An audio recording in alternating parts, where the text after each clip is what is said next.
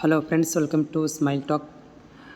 Friends, ಈಗಾಗಲೇ online ಅಪ್ಲಿಕೇಶನ್ಗಳನ್ನು ಹಾಕಿರುವಂಥ ಅಭ್ಯರ್ಥಿಗಳಿಗೆ ಇವತ್ತಿಂದ ಕೌನ್ಸಿಲಿಂಗ್ ಪ್ರಕ್ರಿಯೆ ಆರಂಭವಾಗ್ತಾ ಇದೆ. ರ್ಯಾಂಕ್ ಲಿಸ್ಟ್ಗಳನ್ನು ಕೂಡ ಕೊಡಲಾಗಿದೆ. ಆಲ್ರೆಡಿ ವಿದ್ಯಾರ್ಥಿಗಳು ರ್ಯಾಂಕ್ ಲಿಸ್ಟ್ಗಳನ್ನು ನೋಡ್ಕೊಳ್ಬೋದು. ಅದರ ಜೊತೆಗೆ ಆಪ್ಷನ್ ಎಂಟ್ರಿ ಮಾಡಲಿಕ್ಕೆ ಸದ್ಯಕ್ಕೆ ಆಪ್ಷನ್ ಎಂಟ್ರಿ ಲಿಂಕ್ ಓಪನ್ ಆಗ್ತಾ ಇಲ್ಲ. ಯಾಕಂತಂದರೆ ಇನ್ನೂ ನಿಮಗೆ ಸೀಟ್ ಮೆಟ್ರಿಕ್ಸ್ ಅನೌನ್ಸ್ಮೆಂಟ್ ಆಗೋದೊಂದು ಬಾಕಿ ಇದೆ.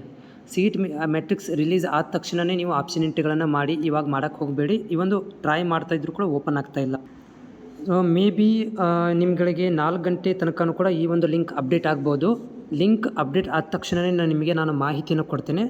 ಆಮೇಲೆ ಇನ್ನೊಂದು ಥಿಂಗ್ಸ್ ಏನಂತಂದರೆ, ಯಾರೆಲ್ಲ ಅಭ್ಯರ್ಥಿಗಳಿಗೆ ಇನ್ನೂ ಸಬ್ಮಿಟ್ ಅಂತ ಕಾಣಿಸ್ತಾ ಇದೆ ಅವರುಗಳು ಬೋರ್ಡಿಗೆ ಕಾಲ್ ಮಾಡಿ ಅದನ್ನು ಕ್ಲಿಯರ್ ಮಾಡ್ಕೋಬೇಕಾಗತ್ತೆ. ಇಲ್ಲಾಂದರೆ ನಿಮ್ಮದು ಫಸ್ಟ್ ರೌಂಡ್ ಕೌನ್ಸಿಲಿಂಗ್ ಪ್ರಕ್ರಿಯೆಯಲ್ಲಿ ಭಾಗವಹಿಸಲಿಕ್ಕೆ ಆಗೋದಿಲ್ಲ.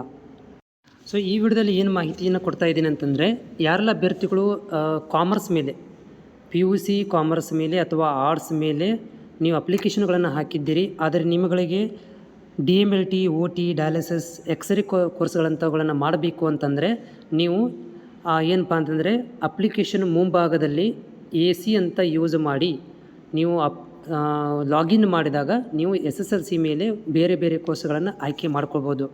ಅದೇ ರೀತಿಯಾಗಿ ನೀವೇನಾದರೂ PUC ಮೇಲೆ ಲಾಗಿನ್ ಮಾಡಿದರೆ, ಆರ್ಟ್ಸ್ ಕಾಮರ್ಸ್ ವಿದ್ಯಾರ್ಥಿಗಳು PUC ಮೇಲೆ ನೀವು ಲಾಗಿನ್ ಮಾಡಿದರೆ ನಿಮಗೆ ಮೆಡಿಕಲ್ ರಿಕಾರ್ಡ್ ಟೆಕ್ನಾಲಜಿ DMRD ಅಂತ ಒಂದು ಕೋರ್ಸ್ ಇದೆ. ಅದೊಂದೇ ಮಾತ್ರ ನಿಮಗೆ ಅಪ್ಲಿಕೇಶನ್ ಹಾಕಲಿಕ್ಕೆ ಬರುತ್ತೆ. ಅದೊಂದೇ ಕೋರ್ಸು ನಿಮಗೆ ಸಿಗುತ್ತೆ.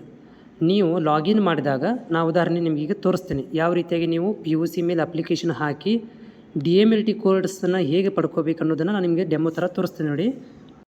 ಸೊ ನೋಡಿ ಫ್ರೆಂಡ್ಸ್, ನೀವು PUC ಆರ್ಟ್ಸ್ ಮೇಲೆ ಮತ್ತು ಕಾಮರ್ಸ್ ಮೇಲೆ ಅಪ್ಲಿಕೇಶನ್ ಹಾಕಿದಾಗ ನಿಮಗೆ DMLTನೇ ಕೋರ್ಸ್ ಬೇಕು ಅಂತಂದರೆ ನೀವು ನೋಡಿ ಅಪ್ಲಿಕೇಶನ್ ಮುಂಭಾಗದಲ್ಲಿ ಈ ರೀತಿ ನಾನು ನಿಮಗೆ ಈ ಥರ ತೋರಿಸ್ತಾ ಇದ್ದೀನಿ ನೋಡಿರಿ. ಈ ರೀತಿ ಮುಂಭಾಗದಲ್ಲಿ AC ಅಂತ ಹಾಕಬೇಕು.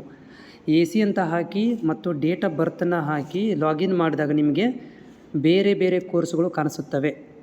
ನೀವೇನಾದರೂ ಇದನ್ನು AC ಅಂತ ಹಾಕಲಿಲ್ಲ ಅಂತಂದರೆ ನಿಮಗೆ ಮೆಡಿಕಲ್ ರಿಕಾರ್ಡ್ ಕೋರ್ಸ್ ಮಾತ್ರ ಕಾಣಿಸುತ್ತೆ.